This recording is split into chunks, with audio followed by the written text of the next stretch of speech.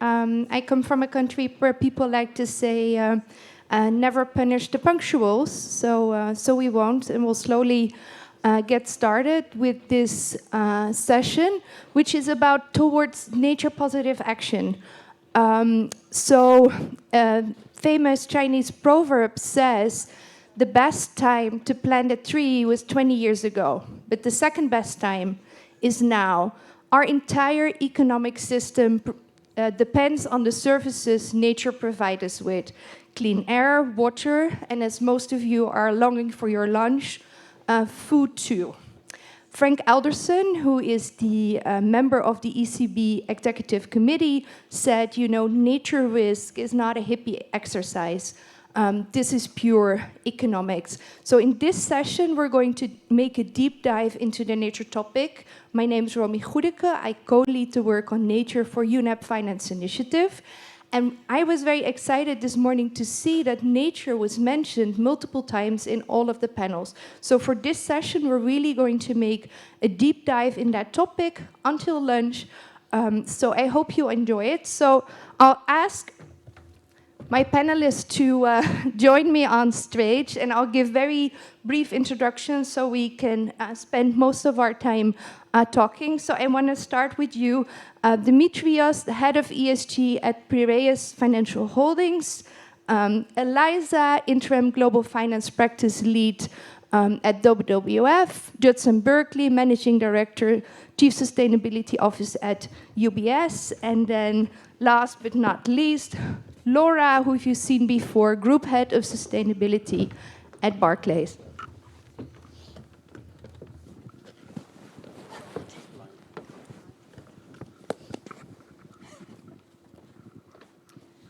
So I want to start with you, Elisa, with a question around the Kunming-Montreal Global Biodiversity Framework. So what is that framework? Why is it important for private financial institutions? And what has WWF been doing in their finance practice to support that transition? So a lot of questions already for you. Yes, it is. Is it working? Yes, it is. Thank you very much, Romie. Thank you for the invitation. So the GBF, the Global Biodiversity Framework, was agreed in Montreal last year in December. So it's a milestone for all of us. It's not only for financial institutions or the finance sector, it's way broader than this. So it's just a response, I think, to a very alarming and daunting figures, as Eric Usher mentioned this morning. We are losing the battle. Biodiversity loss has increased tremendously for the past 50 years at a rate that is 100 to 1,000 times higher than the natural extinction rate. We are losing biodiversity to an extent that is, it has been computed by the WWF as 68% of biodiversity loss. So the animal wildlife population has decreased by 68% since 1970. So it's daunting figures, and we need to act. So that was really the point of the Global Biodiversity Framework, is to halt and reverse nature loss, and the commitment has been taken to do that by 2030. So that is what the GBF is about. What was really interesting, I think, in Montreal is to see the strong momentum on the financial sectors around biodiversity loss and the need to act on nature. I mean, we have seen a lot of work on climate-related risk and the management of climate-related risk, but a little bit less on nature. And the momentum grew tremendously. And in Montreal, I mean, the fact that the financial sector was so present was a very good sign. What is interesting to see as well is the nexus between biodiversity loss and climate change is growing, and now we understand that we cannot tackle one issue without the other. So we cannot achieve 1.5 degree is the threshold of 1.5 if we are not addressing biodiversity loss. So this is something that now financial institutions start to understand better and tackle as a key risk. We have seen as well biodiversity risk listed as a main risk by the World Economic Forum Global Risk Analysis report that they publish every year. And we've used to see climate change as a, one of the most important risks that we need to tackle, and now biodiversity loss is among them as well. So the GBF for us, for all of us, it's a lodestar. It's a little bit equivalent to the 1.5 degree for climate. And it's really important because it provides a framework for financial institutions to understand better what they need to do. And with the GBF, there was a set of goals and targets, and some goals and targets directly were directly attached to the financial sector. So there was specific goals and targets on alignment. So financial institutions, their strategy needs to be aligned with nature and with the GBF. On disclosure, we mentioned and we discussed a lot around the Task Force on Nature-Related Financial Disclosures. That's going to be launched next week in New York, the TNFD. So they gave basically a mandate to the TNFD to be deployed at the GBF.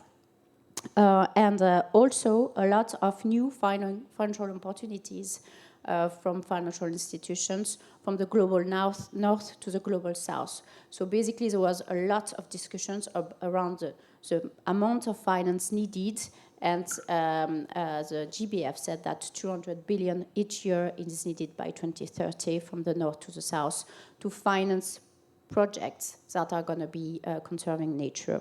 So it's very specific, and it's very good tool for financial institutions to start understanding their risks, but also the opportunities linked to nature conservation. And the second part of your question was around WWF. So we have a strategy based on two pillars: greening finance, financing green, which is pretty familiar to many of you in terms of wording. So greening finance, changing the financial systems and addressing, the key aspects of nature loss in a systemic way. So we are working with policymakers, governments, central banks, financial supervisors, but also standard setters to make sure that nature is in their mandates and incorporated in their operations. And we're also working on financing green, increasing the amount of financial flows towards projects and activities that have impact on the ground. So we are working on debt for nature swaps. We just announced a 20 million debt for nature swap with Peru a few days ago. We are working on blended finance instruments with the public and private sector, and on new financial mechanisms as biodiversity credits that were also mentioned into the GBF, and that might increase financial flows towards activities that need them the most. Wonderful, thank you, Elisa. And I think we all like to quote WEF research. So I'll pop in another, which is that WEF research showed that there can be 10 trillion additional revenue and 400 million or nearly 400 million jobs if businesses prioritize nature. So this is a risk, but it's also a huge opportunity. What I forgot to say in my opening remarks is that you have been doing a great job listening all morning, but for this panel, I'll ask a few questions, but we'll leave some time at the end to ask our panelists questions from the room. So if you have anything you would want to discuss, maybe you want to think about a question. So I want to stay with you in Montreal a bit with a question to you, Dimitrios. So you were one of the over 150 financial institutions signing a pledge calling for an ambitious global biodiversity framework. And I would be very interested to hear from you why you signed that and what you have done since then to embed nature within your own organization. Right, thank you. I'll start with two statements. Statement number one, biodiversity is more complex than climate. Statement number two, banks are starting to understand what climate risk is all about. So why do I say this? Is because this is going to be driving the way that we are approaching within the bank the biodiversity issue. First of all, we are trying to understand what biodiversity means exactly. And we're trying to understand what the impacts are on our businesses, the dependencies that our businesses have on biodiversity, and how we can deal with that.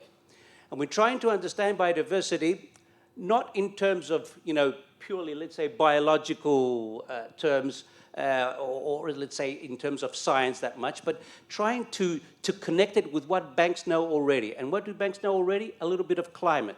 So we're trying to create this interlinkage between definitions and concepts in biodiversity with definitions and concepts that we're already familiar with in climate. For example, carbon footprint. We're very familiar with that in banks. How about biodiversity footprint? Oh, starts to click. Second, TCFD. Oh, we know that. Well, what about TNFD? So this is the approach that we're starting to have, and this is bearing some results. First of all, and I like to say that one of the flip side of the mega fires that we had in Greece over the last couple of years has raised one issue, and this is not only publicly, but also within our banks. The issue of biodiversity. For the first time, I'm a biologist by background, so it's something that I'm quite familiar with. However, when I joined the bank, there was nobody that had an idea about climate, let alone biodiversity. So, like 15 years later, I'm in the pleasant position of saying we are starting to understand climate, and we're starting now to understand biodiversity. So there's these discussions now that, biodiversity might be impacting our clients. We're losing resources. We're losing our beekeepers are losing their bees. Bees are very important also for pollination. All the rest. These discussions were happening this very morning when I was attending a call back in the office.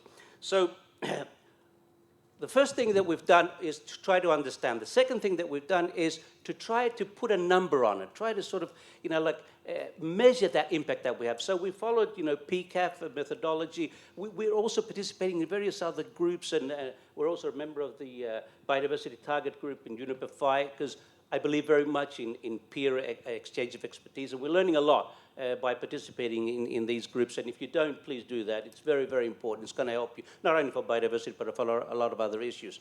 So we developed these methodologies, actually, and we have measured the impact that our business has on biodiversity on two sectors, namely agriculture, for obvious reasons. So we also have the largest market in agriculture in Greece, and on energy. And by the end of this year, we'll have on several other sectors. So we'll know by the end of this year what the impact is. We're also working on our dependencies, like what are the dependencies, not only the impact, but what are the dependencies. So we'll be using another tool that UNEP has also co-developed, and this is the Uncalled tool, which I strongly suggest that you do that too. And this is something we'll be coming out with conclusions by the end of the year, beginning of next year. So this is the risk side. This is understanding, what the risks are and connecting that to climate. But the most important thing is we're trying to discover what are the opportunities, and that's very, very difficult, because when it comes to climate, we know what the opportunities are more or less. There's, renewable energy, there's energy storage, there's, retrofitting homes and all the rest. There's plenty of, let's say, business opportunities out there. When it comes to pure climate, that's not that very simple. So we're trying to connect, again, climate and biodiversity, and see now that we are working on our climate and our transition project and business opportunities and offerings that will be coming out by the end of the year, we're trying to connect this to biodiversity. So that's what we're going to be doing. Risk on the one side, opportunities on the other side. Probably I'll put more emphasis on the opportunities, because that's what makes the banks click more than just, risks. So this is roughly how we are dealing with this issue internally at the moment. Wonderful, thank you. Some quick reflections from my side. First on biodiversity is more complex than climate. I think climate is pretty complex to start with, and I sometimes struggle with the term, because if we say that biodiversity is complex, I think if we wait until we have the perfect solution for biodiversity, there won't be so much biodiversity left to save. So I think we need to take steps with the tools we have, such as biodiversity footprinting, which you mentioned. Then a second point is, indeed, we're copying a lot, including the acronyms from the climate space, and I think that can really help us leapfrog action. So if I do the calculation, we're now 5 to 7 years behind on the climate dialogue, but we can move faster because we have the lessons from the climate space. And then lastly, on Encore, a bit of self-promotion. We've run a TNFD piloting program with 50 participants, and I think nearly 100% of them started with using Encore. So that's really a very suitable starting point for organizations. So I'll turn to you, Judson, and with a question around the TNFD. So as most of us probably know, during New York Climate Week, there will be the launch of the recommendation. You're one of these task force members, so one of the people who's really been in the driving seat on this topic.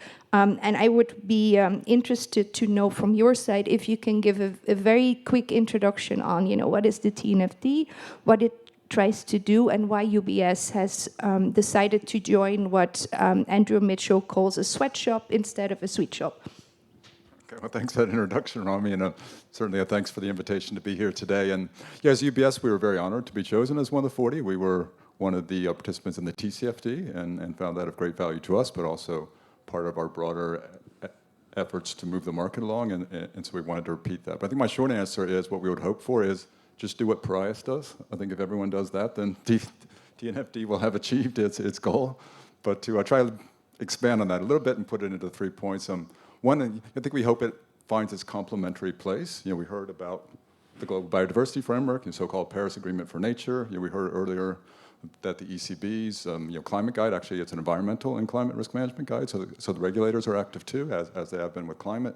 We've seen investor collaborations spin up, Nature Action 100, as well as Climate Action 100. So all these complementary pieces are coming into place, and TNFD can hopefully play that complementary role like TCFD did as well. It's obviously a little bit more complicated space now where TNFD comes in. There are actual real disclosure regulations, other efforts underway. So I think within the TNFD, we would view it probably very much like how Eric put it this morning, that this is content that hopefully gets people moving. The regulation will come separate from that. It shouldn't be that necessarily TNFD gets regulated out directly. We think it's a market-based standard in the first instance. And as a market-based standard, we hope it catalyzes. And that's my second point, really, to get firms moving and view this in the spirit with which it's meant. It's not just a disclosure regulation. It's really about trying to integrate into governance, evolve your strategy, find the opportunity. So really it's trying to motivate firms. Not every firm has to do every single line of disclosure in the first instance, and I don't think anyone will. But certainly if people can find their place within the framework, see how it can work for them, see how it aligns with what they've been doing on climate, and really use it as that catalyst to motivate them into action. And then thirdly, I think we hope that the TNFD can play an ongoing role in consolidation of a lot of activity. I think we've seen a little bit with climate, lots of different frameworks, lots of different initiatives at times, honestly, but too much as an institution trying to navigate through it. If TNFD can be a little bit of an ongoing center of gravity, it doesn't have to do all the work, and I don't think it can or should do all the work. But if it can at least be a place where work does come and it maybe get consolidated a bit, get amplified a bit, and then you find its ongoing place to help firms really start to navigate through this topic. Great, thank you so much, Judson, and also for underlying that this is really the starting point for TNFD adoption, So it's been a long journey, but we're only at the beginning of that. So Laura, I want to come to you because I already spoke briefly about our TNFD piloting program, but you have been one of these piloting participants. I'm very curious to hear from you how that experience has helped you and what lessons you have for your peers here in the audience. Sure, thanks, Romie. And I would just want to echo what Judson said. First, huge thanks for the work of the TNFD. I think it's made incredible progress. But I think the fact that it has built, as Dimitrios said, on the structures that we've become familiar with through the TCFD, I think is really going to help accelerate its adoption, because there is now a degree of institutional familiarity. And I think building on what we've all put in place over the last several years on climate is a great platform now to start to integrate nature more broadly and biodiversity in particular into our analysis and our planning.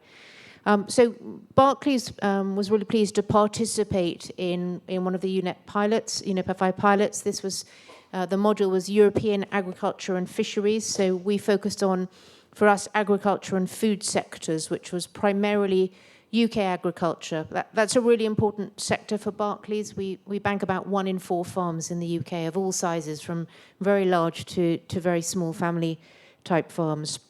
And we applied the LEAP methodology, so that's the locate, evaluate, assess, prepare, predominantly to our UK farming portfolio, and that required us to really obtain data on locations, production, sales, and then apply a number of metrics, including biodiversity metrics, but where we had the data, soil, water, air, pollution, and so on, to our analysis of that, to do two things. And I think this double materiality is still a real learning journey for us as a bank, and I'm sure for other institutions, which is what comes more instinctively to us is what's the impact to the bank? So what's the financial risk or opportunity that we're carrying? But equally important is the dual materiality. What is our impact of the activity we finance on nature and on the metrics and the biodiversity? So it was a very good exercise for us to really embed that dual materiality thinking.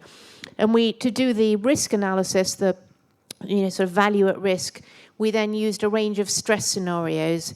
And very much as we do doing stress tests for climate, we looked at the physical risks that could be present in that portfolio, but also the transition risks. So which counterparties could be impacted by regulation and other transition factors that would affect their future performance. And that helped us to put a very, I would say, indicative view on where the greatest financial risks would be in that portfolio. And that then is very much starting to inform both how do we embed that in our thinking about risk. So, for example, it highlighted water stress in the southeast of England as a particular consideration. So as we think about our risk frameworks, how are we going to reflect that in our consideration? But also, as Dimitrios and Judson said, think about the opportunities. So we bank all these farmers, 1 in 4 farmers. Many of them are considering how they could transition to more regenerative farming, which would be biodiversity positive and nature positive. Sadly, the UK is one of the most nature-depleted countries, I think, in Europe. So it's a very urgent issue, and there's quite a lot of government policy in support of changes in land use. But how can we help our clients access it? And then how can we develop products and services to help them finance the capital equipment or the other changes that are needed to their land use? So it's been a really rich exercise, and the task now is how do we integrate it more fully into our processes, and then how do we extend, obviously, across other sectors. Wonderful. Thank you so much, Laura. I want to go back to you, Judson, because you're not only a TNFD task force member, but you're also a co-chair of our PRB nature target setting working group, which is an update of earlier guidance we put out on biodiversity. Can you inform the audience on what we're doing in this project, how this fits within UBS nature narrative, and how this is linked also to the TNFD work that you're doing? Yeah, sure. The work going on within this working group is really trying to further out that idea of transition and target setting.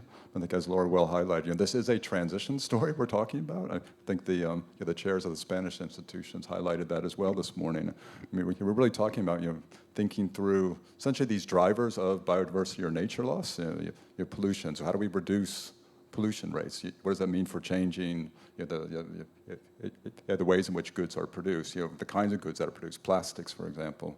We're talking about land use. How do we limit deforestation? We still need to increase food production, but how do we actually do it in a way that limits further deforestation? So we're really talking about transformation of industries and basic production processes. So this work within the PRB that you mentioned is really trying to think through that target setting approach transition story for banks on this topic. Now, I don't think it's so well developed as the climate story, as we heard, and it's challenged by the fact we don't have that singular number to key off of, that CO2 emission equivalent, and the ultimate goal is 0. I mean, there is going to be pollution still. So it's not, the goal can't be 0. So we need to try and figure out ways in which banks can start to move into this topic. And I think we heard about it throughout some of the morning. I mean, in some cases, this is really just starting to think through practices or policies and how you engage with your financing activities in certain sectors. Do you draw some red lines in certain cases around certain kinds of activities you will finance or not finance? Do you rely on sort of sector standards, sustainable palm oil production standards, things like that? So there are ways in which financial institutions can start to already embed thinking around nature into some of their practices without actually having come up with these quantified measures. Yes, if we can get to the quantified measures, if we can get sector-based pathways, the scenarios, that would be great. And I think that will probably come over years. But we're really trying at the moment to provide a set of guidance to financial institutions that will help them learn to walk before they start to try and run on the topic, and really can guide them into this work. And my point about consolidation, we're trying to do this in a highly complementary way, and in the sense that we're well linked up with another initiative in this space, the work by Finance for Biodiversity Pledge, which is focused on asset managers. In the TNFD itself, we're not doing this work at the moment on transition plans and target setting for financial institutions, because precisely we want this work to go on in PRB and settle. And so we're hoping that we can connect also with SBTN, the Science Based Targets Network, and their work. So really, ideally come up with a singular set of concepts that can work across multiple business lines, because a lot of our institutions, we're not just purely banks, we're also asset managers, we may be wealth managers as well, some have insurance lines too, so we want to try and come up with at least some basic core concepts that can be applied into different sectors, even if the application may need to be slightly different. So we're hopeful to get some first views out later this fall, if we can stick to our deadlines within PRB. November, I think, is the soft launch date that we're targeting, and hopefully it'll be the start of at least helping banks think through this transition story. How do they set targets? How do they engage with clients? How do they embed this into the risk practices?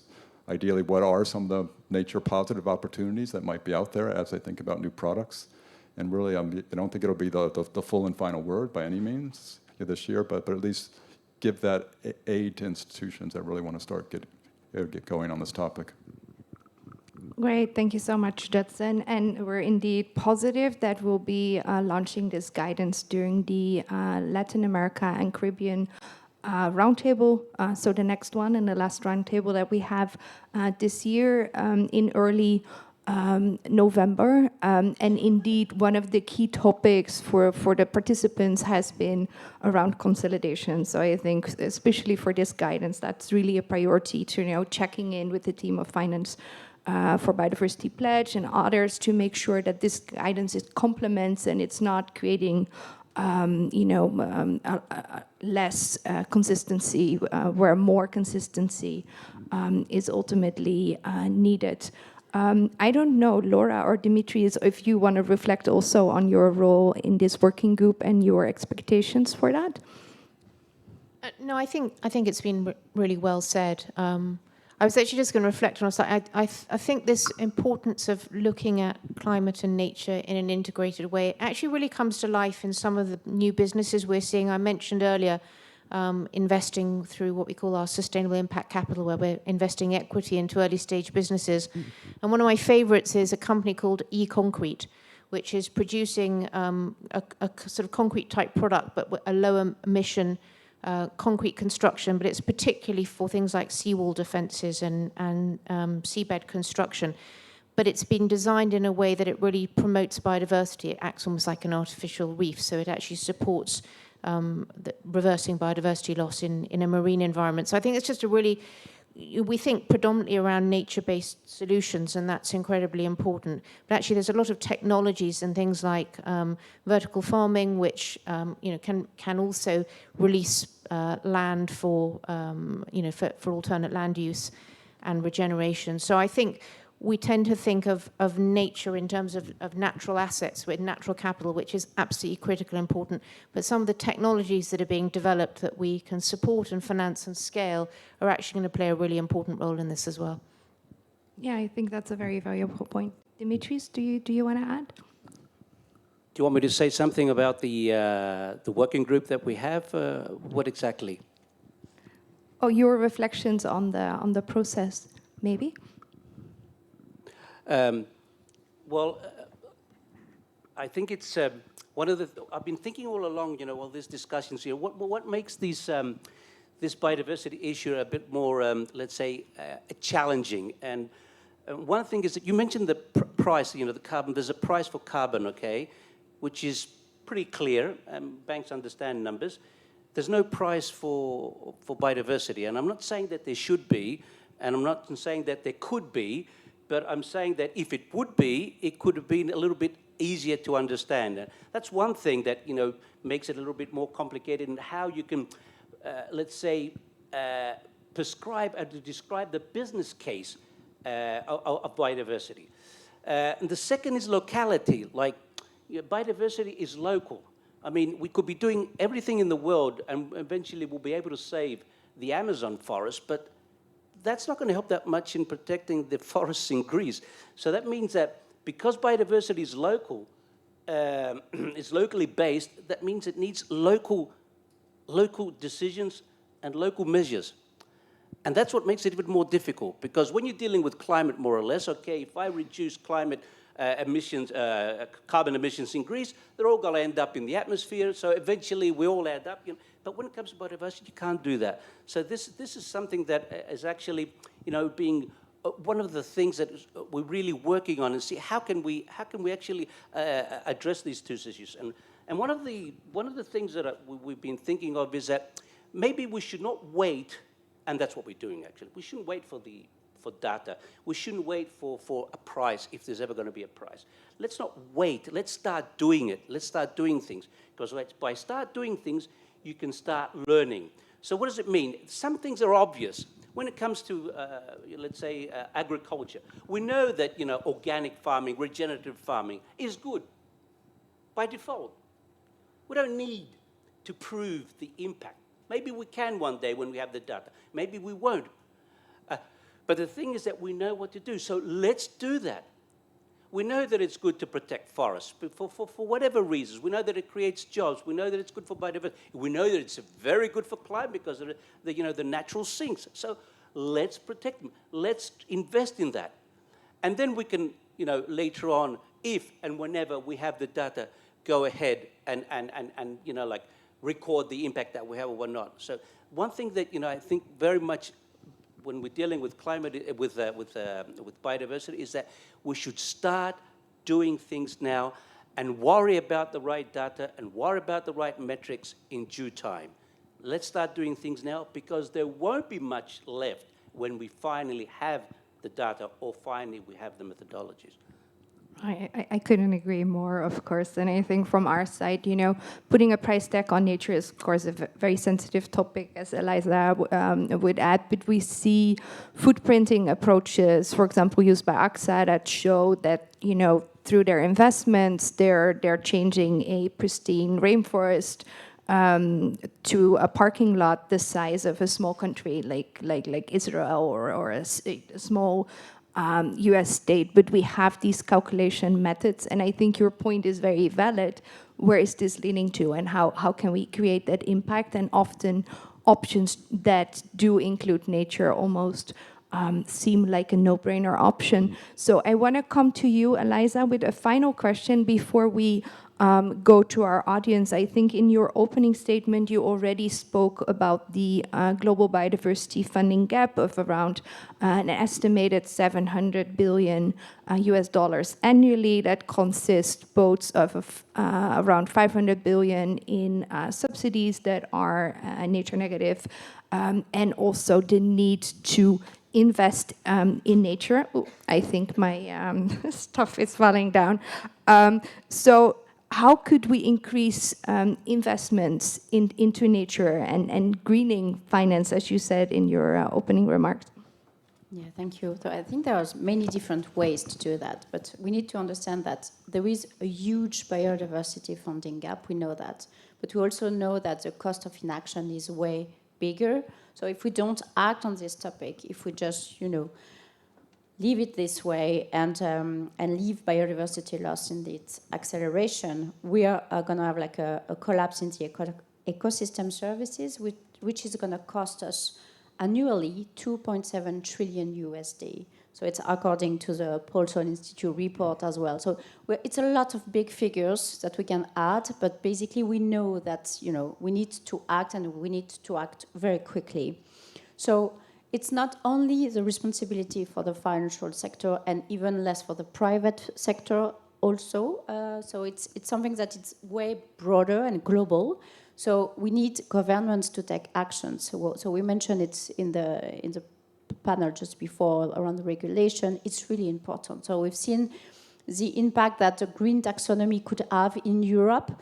We've learned that it was, you know, difficult. It was a long and difficult process. But I think we can use this kind of thinking in developing new taxonomies all around the world, and we've seen that already. So we need to support the development of those taxonomies in the countries where biodiversity is at risk the most, and it's the global south, the most important countries that needs to act, and quickly.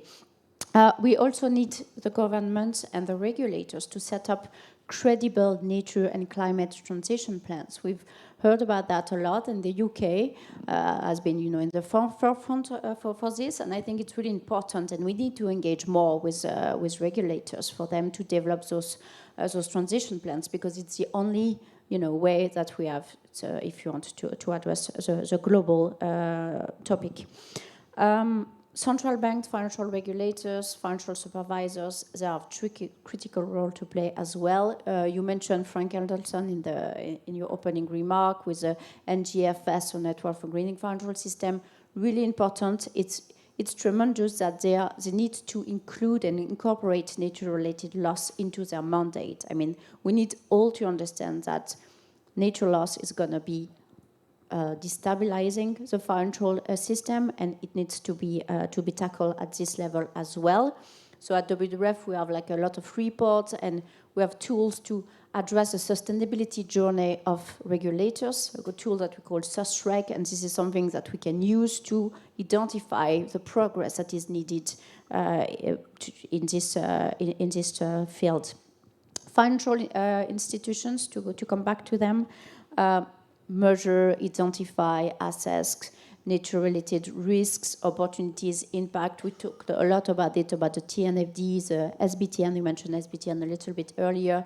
It's really important, this ESG risks management, and the fact that those frameworks need to be very strong and include nature are tremendous. Set up credible transition plans as well. So it's not only for governments. You can, as financial institutions, set up transition plans. Redirect financial flows towards high-impact project on the ground. So we mentioned nature-based solutions. I think it's critical to invest more in nature-based solutions. So at WWF, we are looking at this field very close with a lot of interest. So just an example, mangroves. They are, super important for our well-being. So mangrove restoration could save $65 billion a year in terms of storm and flood damage, for example. So basically, if you conserve mangroves, you're saving a lot of money in terms of flood damage, and you prevent flooding in a lot of different regions that are, threatened by climate change nowadays. Blended finance, it's a huge opportunity. We mentioned that we need to invest a lot in the global south, but it's too risky. So blended finance is a very good opportunity to de-risk part of the financing and attract the private sector and private financing. So we are doing that with the DFCD in the Netherlands, but it's only one drop in the ocean. This is something that we can replicate and grow. So we need other financial institutions to join and innovate. Biodiversity credits might be the next new thing, maybe not, but it's this kind of discussions that we need to have. Okay, if there is like missing funding for a specific kind of project that have a lot of positive impact on the ground, what are the solutions? Can we work all together? So it's my final conclusion will be around engagement. I think that the discussions we are all having, it's super important, and we really need to engage with, you need to engage with all your own stakeholders, but we do as well to, have a little bit more science-based conservation discussion with the stakeholders that matter the most, and financial institutions, governments, policymakers are the top list. Thank you. Thank you, Elisa. I think the DFCD is the Dutch Fund for Climate and Development, right? Absolutely, yeah. It's a blended finance vehicle with Dutch Public Development Bank, FMO. Great. Thank you. And I think from my side, one addition to your excellent answer already is that we often collaborate with real economy actors. So today, the World Business Council, the WEF, and Business for Nature, for example, launched 12 sectoral pathways for high impact and dependency sectors. So I think it's really a space where we see, UNEP FI, was more focused on financial institutions, obviously collaborating a lot with these other platform organizations, working in a different space. So as Eric said in his opening remarks this morning, he said a lot, but he also said Europe is leading, and I think on this stage we have organizations that have been leading. So if you have burning questions, things you want to ask them, now is your chance. So I see my colleague Johanna. I don't know if you have a microphone, but if we can have, if you can quickly state your name also. Sure. Thank you. Fernando Talamora with Alvarez and Marcel. Thanks for the debate. And just a question around the business opportunity for bio transition. And following the analogy on climate, it seems that the business case for clients can be quantified when it gets to climate transition through energy savings, through lower CO2 taxes or higher asset value. How do you, when you follow the business opportunity, how do you convince clients around the financial business case? How do you help them understand the financial upside of biotransition? Great, so it's the business case. Let's take one or two more and then we can answer them. I see somebody in the front. Thank you. I'm Paula de Baldomero and I work for the European Investment Bank. My question is, excuse me, very similar to his, in the sense that how do you make those projects bankable? How do you ensure that, that you incorporate like a little bit the same as the energy savings, right? It's not so much what you gain, but what you not lose by investing in biodiversity, avoiding biodiversity loss. So I think it's a little bit the same as his question. How do you make those stories more bankable, or like how do you make those projects attractive from the financial side and from the client side? Wonderful, very clear. Bankability. Let's see what the lady there, maybe her question also overlaps. My question, I'm Sandra Magro from Creando Redes, and my question is about biodiversity credits. I think that maybe we have something to learn from carbon credits that sometimes have been under question. And now there's another concept flying around biodiversity credits, where is tokenization and blockchain, in order to let the access of small investors or to democratize, in a way, biodiversity investments. But how about security in this credit acquisition? And what about security in what is on the basis of these biodiversity projects? Thanks.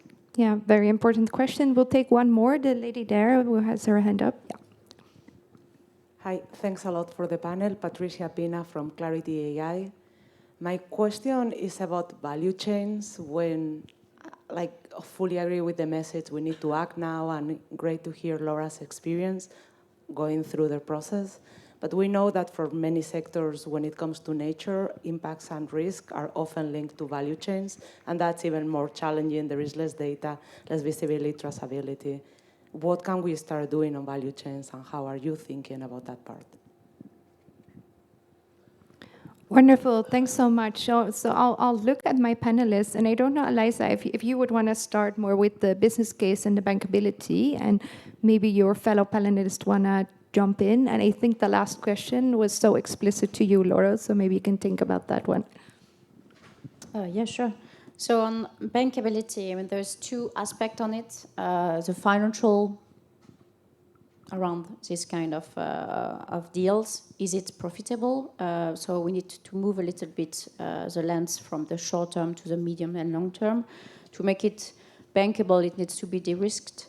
So sometimes, blended finance, I mentioned it already, it's a good segue to avoid some to deleverage a little bit the risk of those investments.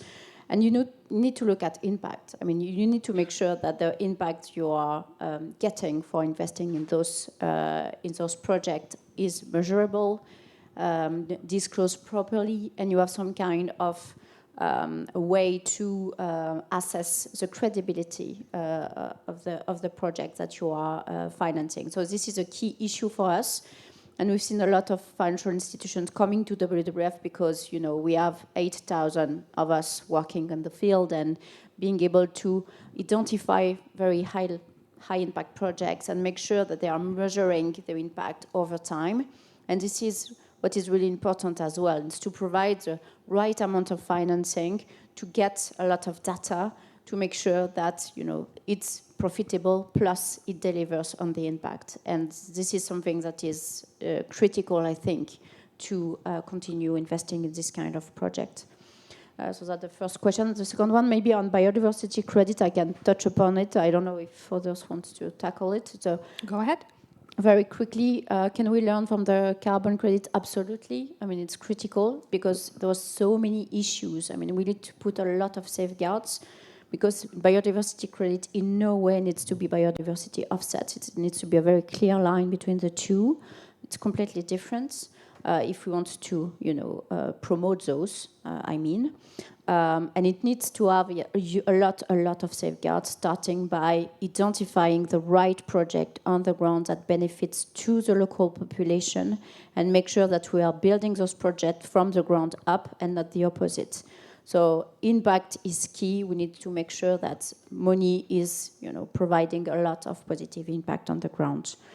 And on blockchain, there's a lot of issues around blockchain, but not only around security, but also that, the carbon footprint of those new financial assets is huge.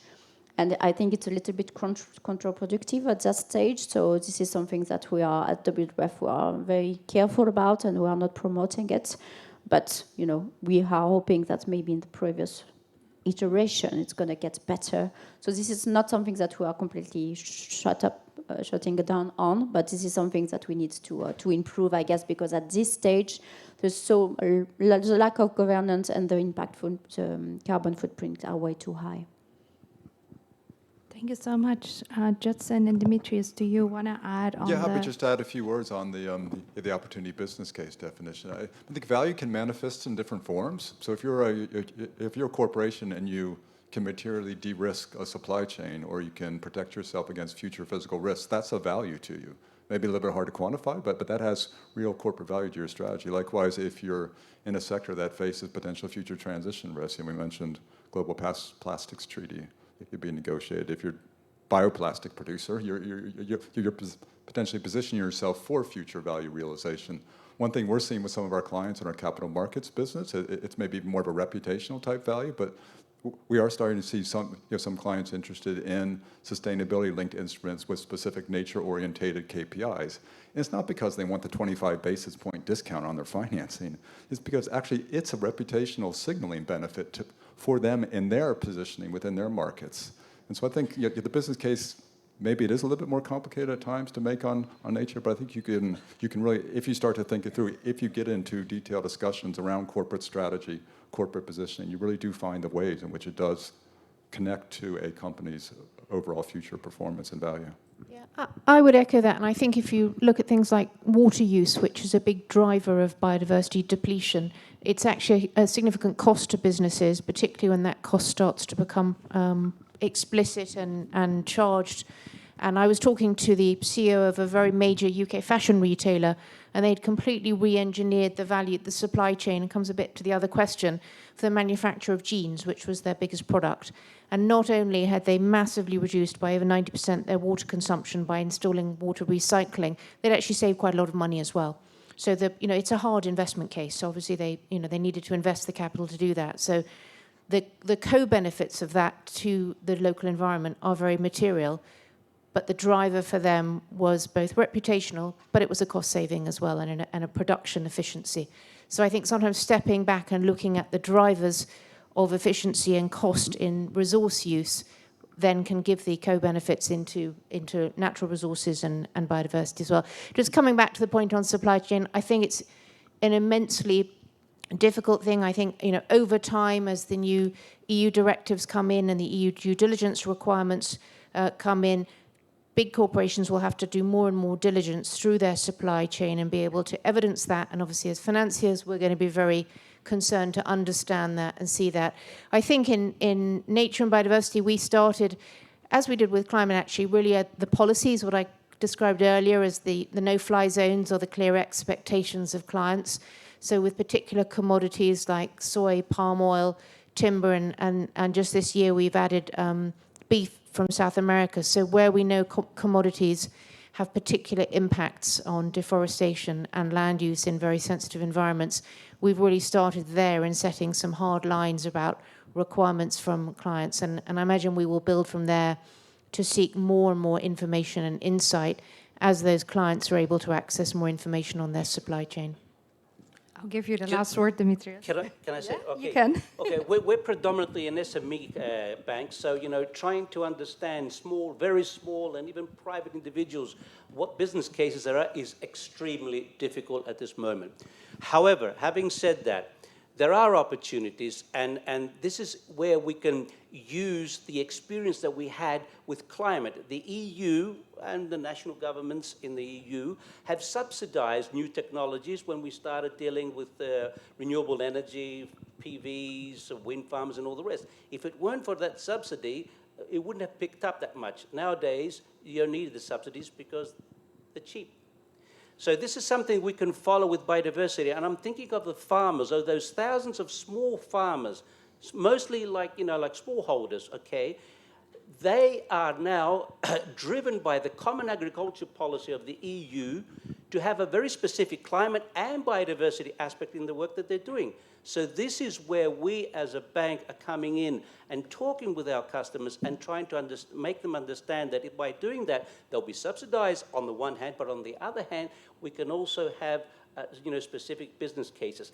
That can start building a demand, because at the moment there's no real demand for biodiversity projects in countries like the one that I'm living in.